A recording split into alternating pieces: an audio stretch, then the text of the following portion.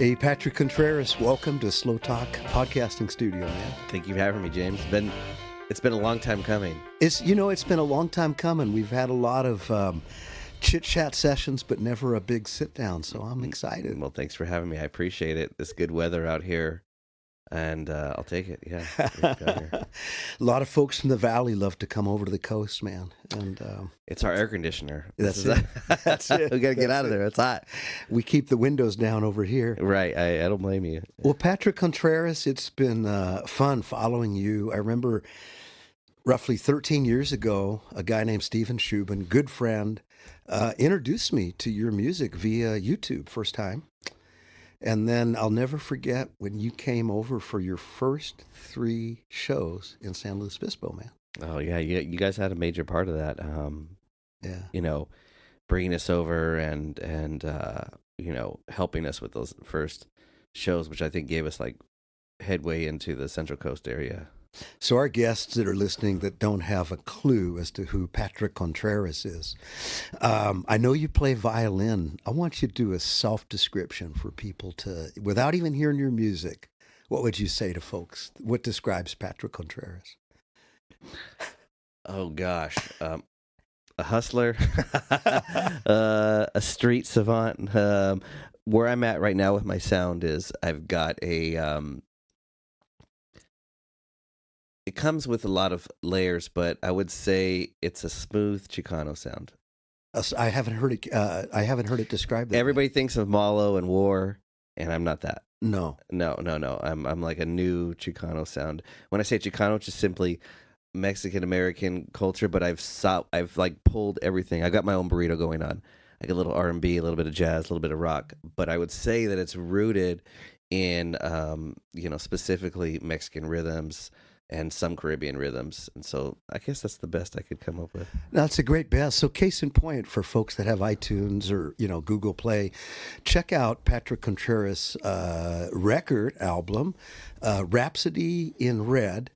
And Patrick, I was excited to read that you got Billboard recognized that as a #1 record out of Fresno, California. First time that's happened to an artist out of Fresno that we know of? Yes, there's been a #1 single, which was, and now it's slipping my mind, but people can, it was a big hit in the 80s. And it's called It's Slipping My Mind. That's a great name for it. Exactly. It's going to come to me, and now I'm kicking my butt for not knowing it, but It was a big radio hit. But in terms of album, it's the first #1 album of any chart, period. So, and I'm not saying it's the biggest album of all time or anything like that, but it did legit go #1. I got the call from Billboard in New York to like verify me, ask me all the who's your label, and I just had to disappoint them over and over and be like nobody. They couldn't quite get that because you're totally indie, independent. Yeah. Mm-hmm. All the music, all the rights, everything. Everything. You. Yeah, I wanted to make sure that, and I didn't put covers because I didn't want to be paying out of the pocket to just do that, and it was not where my vibe was. I already do enough of that on the road. I wanted to make an original record. And so, there's 2. There's A Little Night Music. My first one went #1 on iTunes. And then it went later.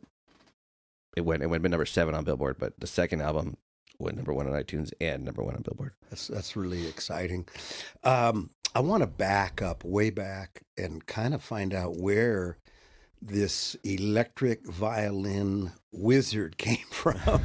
Like, I know you came from Fresno, but could you place that a little bit, the context, like how you picked up the violin, what interested you in music originally? Yeah.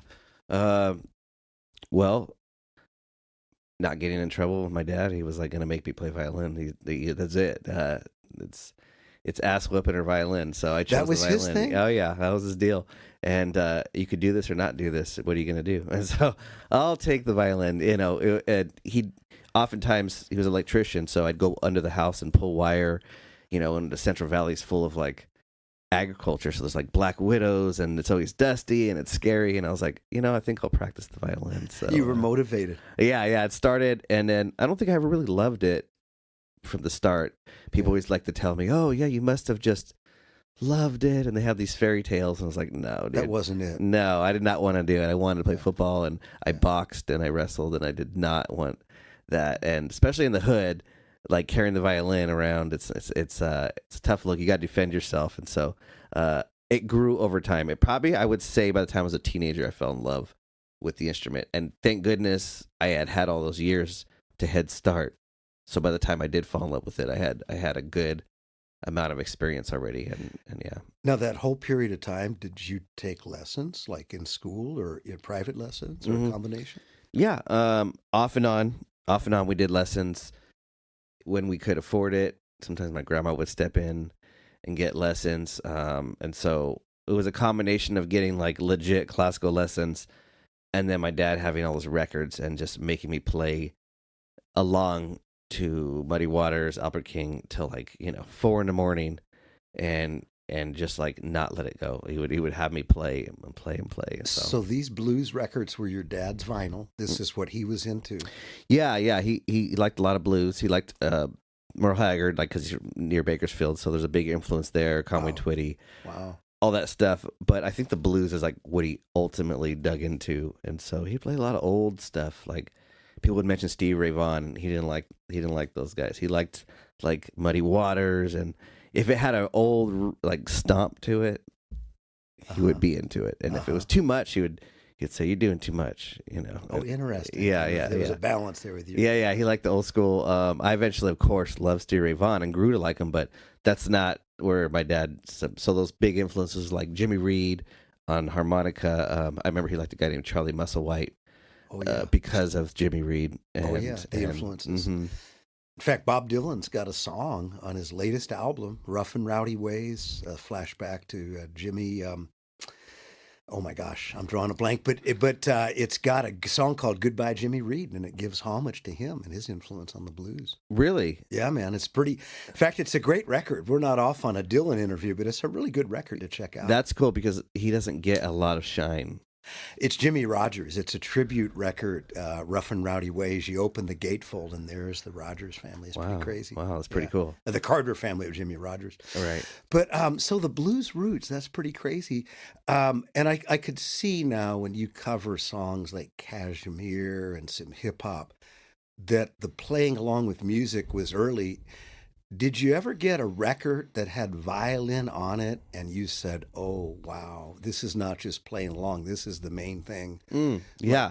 I mean, that was like my classical side. So like I fell in love with there's a guy named Isaac Stern who played violin. Yeah. And all the classical I fell in love with.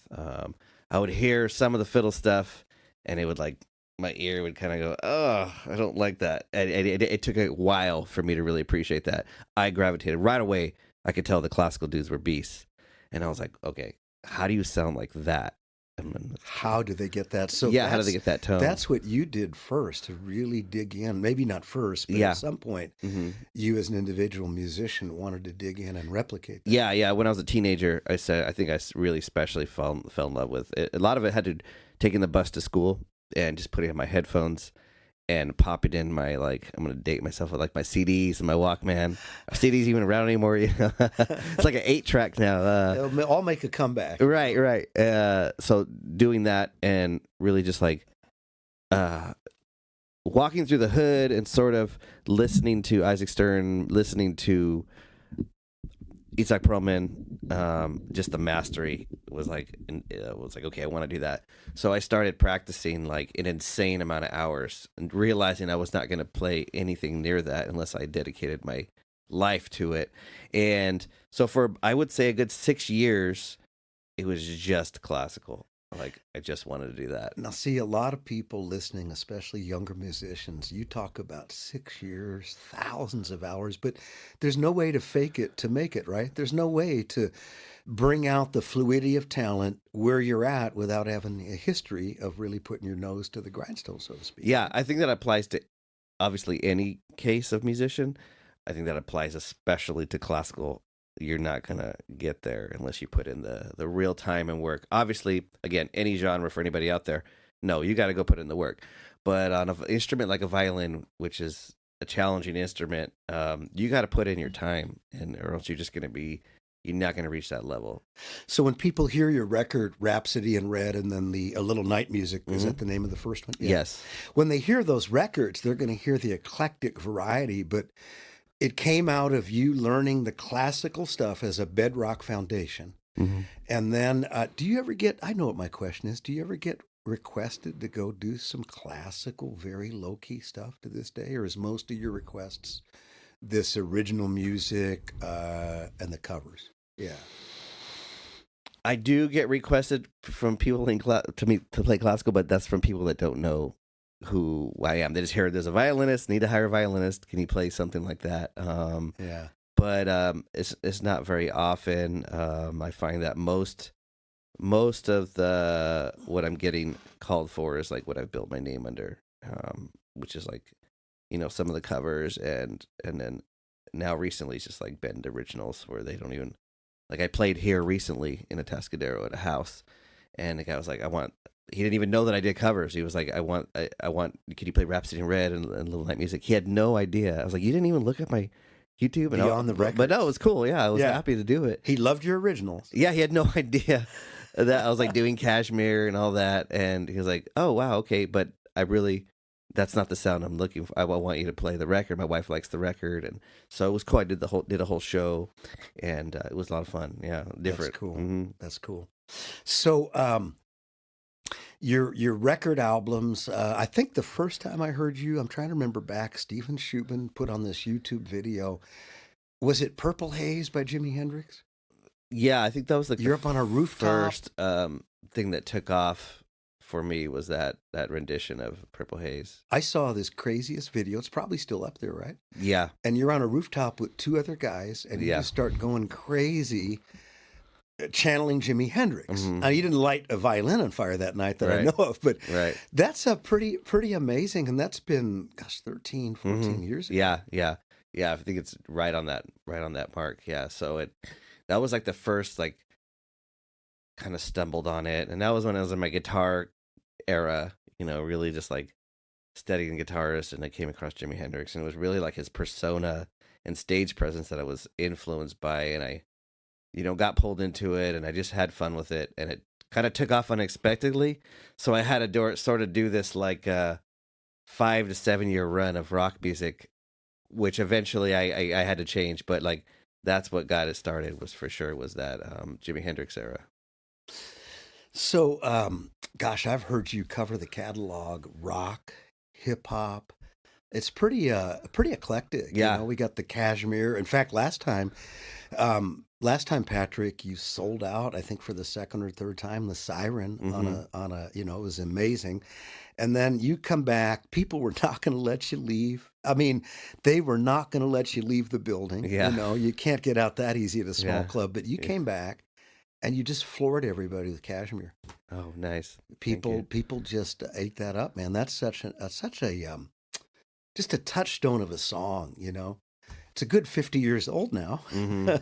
Yeah, I think it's good because like it's one of those songs where you have when I'm playing, depending where I'm playing, most kids don't even know rock or Zeppelin, but if the riff's good enough, they're like into it. They'll respond to it. They don't even know any context of who Zeppelin is or anything like that, but the riff is great. So that one's always been fun. I always like feel like that connect with that song. Do you do any refresh my memory, Patrick? Do you cover any Beatles songs? Yeah, it's been a while. But yeah, I think I got my company that sponsors me, Zeta. Yeah. They found me because I did While My Guitar Gently Weeps. I put a cover of it, and they found me online, and then right then and there we're like, okay, let's bring you to Denver, come and play for the Zeta's 30th anniversary, and it was because of that one. But it's been a while. I like the Beatles, but yeah. We'll someday we'll look back and we'll say Patrick Contreras introduced a whole generation of young people to Led Zeppelin and the Beatles. Right. My daughter heard Paul McCartney one time, and my wife said, yeah, he was a member of the Beatles. And she said, what? Right. She said, this guy's really good. Oh, he had a band before, Wings? No, another band. Right. But, yeah. It's fun, when you go to your shows, whether it's a fair or a club, the audience you draw, Patrick, it's not typecast to boomers. I mean, it just you've got some people well beyond boomer years, but you've got this whole group of young people that just get what you do and love it, and they respond to it. And then in your shows, you go on a musical journey. You don't just stick to rock. You do hip hop, you do cumbias, and some of the material they may not be familiar with. But I watch the crowd. You bring the crowd on board for a ride, and they don't jump off, man. I mean, right. they don't. It's pretty. Yeah, it's a skill that I had to learn when to do it in the show, when not, and being confident enough to pull that off. And yeah, it's taken time. It's taken time to get to that where I can like bring everybody together on a certain sound. It works better at ticketed shows. People know what they're in for. But when I'm out in public or doing like fairs, that's the key. Is like if I'm in Washington, it's going to be different than the people in Nevada, than Arizona. Read your audience. Yeah, read my audience and when to turn, but I always turn. Now the fairs, there's a lot of video up. I've seen some YouTube posts. Yeah. Instagram. The fairs, when you're out walking around, that's a fun way to do a gig, isn't it? I love it. Yeah. Musicians like, I don't know how you do that. You know, I was like, well, that's why the street hustler in me likes to go. I like to walk around and do all that. I don't need the fanfare or anything like that because it doesn't come with fanfare. You're out there sweating and you're one of the vendors basically. But for me, that's like rock and roll. It's not carrying. Yeah. And sometimes at these fair gigs, I mean, you don't just do one gig, you do 3 or 4 sets. Yeah, every day. And then some fairs are different. Like every set's different. Like this year, I wish I had more strolling gigs. Majority of our stage shows now. And then every fair is different. Like Oregon State Fair will have me open up for the headliner every night. So whoever it is, it could be the country guy, Dustin Lynch, to like REO Speedwagon, to whoever Too Short, and my job is to go and warm up that audience for the show. So because of my range, I can sort of like zone in on a particular genre and just work the crowd. I'll never forget when Kenny Lee Lewis, the Steve Miller Band, called me up and he said, "Who's this kid? Who's this Contreras guy that you keep putting, thumbs up and stuff?" Yeah. And I said, "Well, he's a husband and a father, and he's a little older than a kid." And he said, "Wow, he's got energy." And then it resulted in you coming to play a show, a now defunct venue in Paso Robles, Diambino Winery. What a fun night that was, Patrick. Oh, it was I'd asked when last time I was here, I was like, "It's still open?" They mentioned that it closed down, but that was a great place and that was a fun night for sure. I think we're going to have to get you into a place like Libretto. That's a pretty fun venue. Someone mentioned that. Yeah. I want to say the Siren actually mentioned that venue. Is that a cool spot? It's a really cool spot. The owners are from LA. They brought in a big Steinway and they do some really nice showcases. And my brain is just going, who would Patrick play well with at Libretto? So we'll just put that out on the podcast and see what happens. Yeah. That's what's fun about this podcast. You never know where it's going to end up and who's going to respond to it. I would love to if that works out. Come on, Libretto.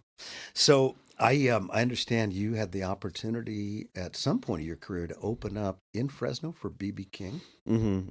Yeah. And you got to open and meet one of your mentors? Yes, I got to open up for him. They gave me a call and asked if I want to do it on New Year's Eve. And that was a wild night. Yeah, I had to open up for him, meet him, and it was fun. I broke his chair.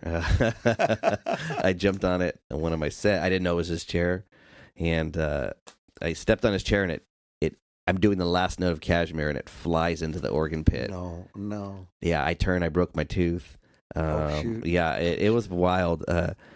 It was I was younger and made some bad decisions. Like we snuck into his room. Now I can say all this, and stole his beer. And because I was like, King's beer. yeah, because I was like, in my head, I was like, he does diabetic commercials.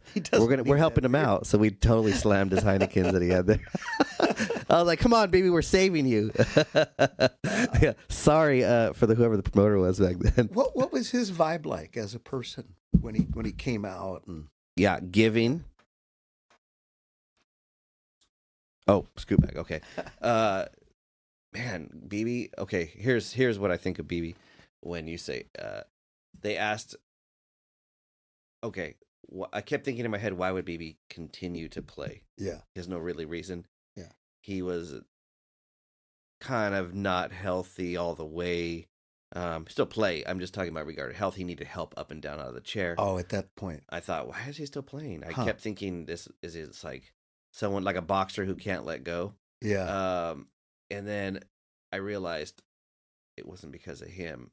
It was because of the crew that had stuck with him all these years, and they would be out of work without him. And he was very mindful of that. Yes. So he kept it going, not for himself, but for his sound guy. Yeah. All the people, his band, that would not have the amount of work Wow. that they did had it not been for him. That's amazing. And so when I think of BB, I think of like someone who's completely selfless in his, at that time. I don't know him younger. Yeah. I only know from his recordings, but Yeah. as a person, that's what I pulled from. I got to meet him, and he was very gracious, and They were loyal to him, but he was in kind loyal to his right, band. and right, crew. right. That's pretty amazing. That's pretty amazing. Did he still have when he played that magic, just that tone and that? There's no way to describe it. You just got to hear it with BB, huh? Yeah, he still had the tone. Oh yeah, he still had it. He would tell a lot of stories, so he would talk a lot. Maybelline, the Yeah, guitar, is that right? and Maybelline, I don't know. Lucille. Lucille. Yeah, he had Lucille, and he would just tell us stories and then play in between, like it almost like he would create the soundtrack to his stories, which is what I do on a song called Cholo Pants. I'm telling the story and then I'm accentuating the story with my violin. I got that from BB King. You do another song, and I think you do some of that on Tijuana. Yeah, Tijuana. The story of going to get a taco late at night, which is just a lot of fun. You're right. People, right. you know, it's funny, Patrick. People really laugh because you open that up, very lighthearted. And then it may not be their genre, but people have received that well. It works the little well. story sets the stage, right? It does. Everybody goes, I've been there. Yeah, you yeah. know? The moment I put that beat on and then I start talking about it, depending where I'm at, especially like if I'm like, just being real, like if I'm in like North Idaho or something, people are like, you could tell like a little uncomfort, but everybody's gone out when they were late and young, and it doesn't matter if it's tacos or I don't know, whatever. Yeah. So my goal is to like share my story, but then I think to have people kind of relate to it, like maybe see themselves in it, and I'm just telling it from a genuine place, and you'll be surprised how that works. Like it really doesn't matter what I'm sharing. It pulls people in, Connects you to them. it's the authenticity of it that like I'm telling a real story and it's funny, and I know you guys have made some mistakes too in your guys' life. You guys have done some crazy stuff, so I think that once that wall comes down, it makes it really good. And I throw it in. I know when to throw it in a show. Oh, that's cool, man. That's cool. You the funny thing is it brings to my mind another funny story. We were doing some gigs around Morro Bay, I think when you first came to town, or maybe some stuff with Ken doing some recording. But at any rate, you were getting gas at AM, PM. Yeah. And I don't know when you realized it, but you left a violin at the gas pump at AM, PM, right near the roundabout in Morro Bay. And pick that story up, Patrick. Yeah. Gosh, I think it was after the show. Yeah.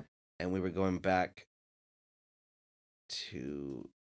We were going to hang out, get food, something. Yeah. Before you hit the road, right? Yeah. And staying in town that night. Oh, that's right. That's right. It was at the house of the venue. I forget the name. Otter Cafe. Otter Rock Cafe. Otter Rock Cafe. Yeah, and she had a place for bands that we crash at. So we that particular night went to AM PM, gassed up for the next day, and then that's when I took my violin out. It was in the way of something. Set it by the gas, and then when I got later that night, I'm like, there's something wrong. I cannot find this violin. And I thought, it's at the venue. We couldn't find it. And then finally, this is all night. You know, it's calling. We're looking around. I called City, lost and found. They had no idea. We shook all the trees. Yeah, went back to the gas station just to ask at a last desperate hope if they seen it. And it was sitting outside. Someone had moved it from the gas pump to the front of the door, and it was a violin. And it's like, you know, my violin that I have here, it's a $13,000 violin, you know, not the most expensive, but not cheap. Well, Patrick, I know next time you come back to SLO TALK, we want to set it up for you to play. Yes. Today, we're just going to, for the sake of our listeners, drop in a couple of clips from your latest record. Sure. Rhapsody in Red. Are there a couple of songs on the record that you really would like our listeners to hear, Patrick? Yeah, Bumping on Belmont is All right. one of them. That's All a right. good one. Super funky, really funky bass line. All right. And I think it'll give people an idea. I would go with that. Yeah, and the title track, Rhapsody in Red. Okay, so we're going to do Bumpin' on Belmont. Yeah, And then the title track, Rhapsody in Red, Patrick Contreras. Yeah, I do. I show little clips. That'll give people an idea of where I'm at.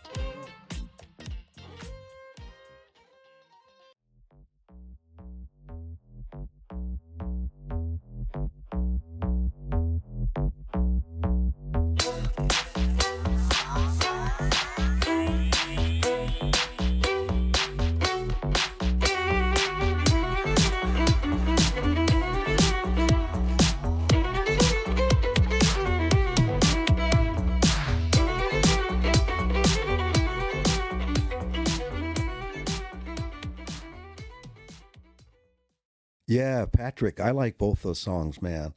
Bumpin' on Belmont and Rhapsody in Red, title track from your new record.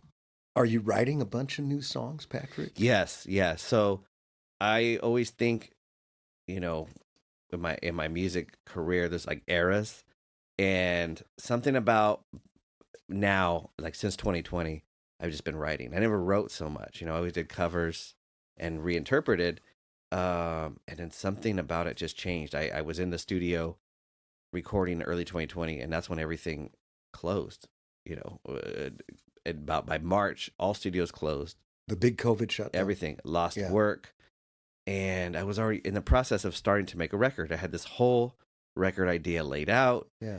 And I couldn't get musicians in the studio. I couldn't get time. And I thought, well, if I'm ever going to make a run for it, it's now. Because I figured everything hit the reset button. Everything. What you did in 2018 doesn't matter now. I mean, it does, but to me, it didn't. It like hit a big reset. So I said, you know what? No electric violin. No covers. I don't want any crutches. I want to go in there and make a record. And and I'm going to switch it up. I've always listened to R&B, a ton of soul, but I never really did that. People didn't know that for me that at all. And I thought, well, I'm the one putting all the money into it. I should make my own restaurant then. So I did. I made the record, and it was kind of quiet when nobody was doing anything. I was still doing all these porch concerts. So I was doing all these porch concerts, saving up money and putting it into my record, which was like, got this original sound. And I remember I brought it to my friend Omar, and nobody thought it was going to work. Everybody's like, no, dude, everybody knows you for Jimi Hendrix, rock and roll. They don't want to hear, what are you, like Boys to Men now? They don't want to hear this. And you're drawing a line in the sand that you don't want to do. Now, Omar didn't say that, did he? Yeah. Omar, that was his first. Oh, yeah, really? Yeah, he was like, oh, dude, no. He's like, I remember him telling, you're drawing a line in the sand. Interesting. And are you going to do this to your audience? Yeah. And I don't know. I've never been like that. So I was like, yeah, it's what I feel. I'm not trying to separate my audience at all, but this is what I feel as a musician. And it released and then went number one on iTunes instantly, like for downloads and buys. That was a strong, that must have been a strong confirmation to you. Oh, man. That you're all in on the record. I found out, okay, so it landed at like, I don't know, the record was like number 52. I was already happy that it was at that. Yeah. I wasn't even trying to chart. Yeah. And I was like, wait a minute, what? And I knew it in my gut. I knew that that was my sound, but nobody else did yet. And everybody had known me all these years. I developed myself as this rock violinist, but I always knew that deep down, that's not my sound. So the term "finding the voice," yeah, you found your sound. Yes, yeah. Not that that's not important. Of course, like all that is so important to my growth as a musician. But this was the first time I was like, no. This is what I feel like my sound is. So I put the record out, and like I said, it went up, and then keeps climbing. It keeps climbing. It's at number 12. It's at number 7, and we're up there with like big name major artists. I'm like, there's no way. And it got up to number 2. I'm so excited. And I drive to a gig here. Yeah. I'm playing at Dow. Yeah. I'm doing a show at Dow. And I'm driving to the gig, and, I get past the mountains from Paso Robles there when your phone clears up again. Yes. And all these people texted me, blowing at my phone. You went number 1. That's so exciting. Yeah, and it was on my birthday, and I was just Patrick, that's so exciting. I stopped by the road. I literally was like sobbing, like, you got to be kidding me. I did not do electric violin here. I did no covers. I mean, this is not what I had imagined my crowd would even want to listen to. And people really resonated, bought it, shared it. Mm-hmm, I'm so excited. That was like a moment where I was like, wow, okay, now I see what all my like heroes have said. You've got to find your sound. You've got to find your sound. You've got to do you. And it's easy enough to say, but when you're putting money behind it, you always want to do the safe thing. I could easily just do, I don't know, I could easily do Elvis tunes or Despacito or something and have easy win. Right. But that's not what I did. I clearly wanted to separate from that. And that became the start of becoming just an entertainer to, I feel like, now becoming an artist. Interesting, that transition. Mm-hmm. Do you see yourself writing more? You found your sound. Yeah, we're writing all the time. But you're not limited to that sound. Are you writing even more eclectic music now that you found like a center point? I don't even think about it. I mean, I think that it's generally it's revolved now around a sound. Yeah. Which is like I think if it's a burrito, you have the rice and beans are like you have rice and beans, but I'm throwing some soul food in there. Interesting. I'm throwing in, and so I found it's once you find your sound, it's not limiting at all. It's like now you have all these melodic ideas that weren't there before that you can build from. Yeah, and I think that eclecticness just comes naturally. Yeah. But it's you'll find it in my record, but you'll find that it's going to come funk, soul, R&B, and Latin is like kind of where. And it's not that I'm trying to do that. That's the thing. When you're an artist, I'm not going into the studio and like have a pre-plan anymore. This is what's coming out. And so you can't control that, and that's where I'm letting it be, and then the sound just comes out. I love it. It just works. Yeah, I love it. There is some rock on there. I always have at least 1 or 2 rock records. So if anybody goes, "Hey, he said that, but there's a rock," yes, it's on there. There's 1 or 2. Part of you. It came out, but we'll say it came out naturally. It wasn't forced. Yeah, we don't sit down. Once we start creating, we just let it flow. I just, as we were talking, my brain flashed back to some of the gigs that you've played at. And I'll never forget, very good friends of ours here at SLO TALK, the silent comedy, now in Nashville. And they had a gig at the bottom of the hill in San Francisco, really cool independent club. And I remember reaching out, and somehow the stars lined up, and you were able to come up, join them for a raucous encore, like a couple of songs. And Patrick, you just jumped right in and got that, violin going. I'm not going to call it the git fiddle, but you just brought that thing through the roof. That was powerful, man, to have you step in to their vibe. They have a very unique, energetic thing. And the encore, I forget the song, but it was pretty powerful. It was fun. I remember that club because it had like 2 sides to it, and you could see the band from behind. Yes. And then there was also another area about there, which was rad. And that was a fun night. And I remember my first, it's funny, my first really good vegan experience was after that. We're driving around San Francisco and there's vegan spot packed. And I'm like, all right, let's see. I'm not really into that, but let's try it. And it was so good. Really? Yeah, I'm not vegan or anything, but I could appreciate the food. It was the first time where I was like, all right, it can be good. Okay, you got me. I had that happen at Sunset Magazine. We were doing a bunch of music up there, and in Menlo Park, they had some of the best Asian Chinese food, all vegan. Yeah. And you wouldn't even know it. It was just so good, man. Yeah. Good food's good food. Oh my gosh. Well, Patrick, what can we expect right around the corner? Any surprises? Something good coming on the horizon, man? Oh, I'm just a full year of touring, and I've started, but I start in 2 weeks, and then I don't get done till the end of October. It's a run.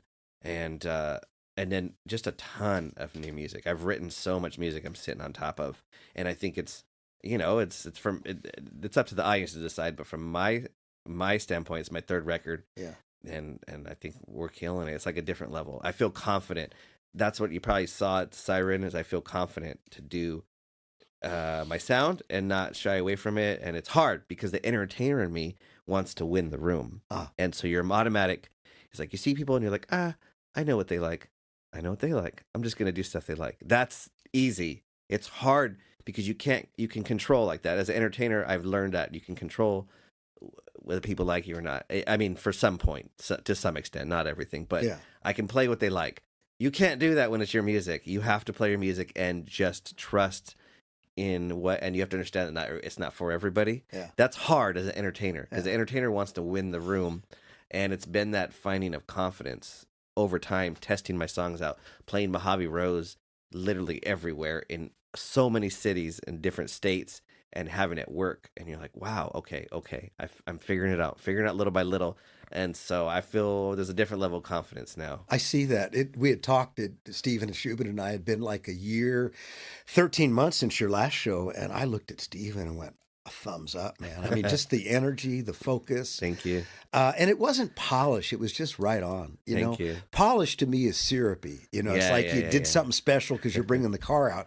It was like you were just driving and all cylinders. And I got to give a strong shout out to Omar and the band. You've got some incredible players on every instrument, Patrick. It was just a full tilt boogie, man. Thank you. It takes, without the guys to help me tell my story, you got to have the right. I always relate it because I love food. I relate it to a restaurant. Like if you're a chef, but you're doing a certain restaurant, you've got to have the right sous chefs to work with you. If you don't, your vision's not going to come to life. And so my guys, not my guys, but the people I share stage with and share my music with, I'm thankful that they have not only helped me tell my story, but they have the skills to do so. And yeah, the good shout out to the band. They make me look good, to be honest. we left the Siren and we felt like we'd eaten a full 8-course meal. And right. Dessert too. I mean, it was just a wonderful night. Thank you. Yeah. Hey, Patrick, before you leave, can you maybe give some advice to some young musicians out there, young artists that are trying to get in the music business and be successful? Okay. So I would like to say the first thing is don't listen to one person's advice. That's my first piece of advice is don't just listen to one person. But if I could say my piece on what I think is that the music has completely changed. And what I say by that is there's so many subgenres are now king, whereas you don't have one. I mean, you have your big stars still, but even big stars, are they big stars? I don't know. If you go on the street and you ask people to name multiple Taylor Swift songs, I don't think they can. Even though she's the biggest selling artist forever, I would suggest that you asked, maybe only 30%, 25% people can actually name most of her songs. Most can't. That's the society we're in now. You're in a society of building your tribes and doing what you do. And it's a good time because you can really be creative. It comes with challenges, but I think that I would tell any young artist now is to find your sound and go with it more than ever. You don't need to be so homogenized, and we don't have one or two outlets of how people discover music like the 70s or 80s. And there was some great music. That's not saying that, but there was limited places of discovery. Yeah. Now we have so many people are into so many different stuff.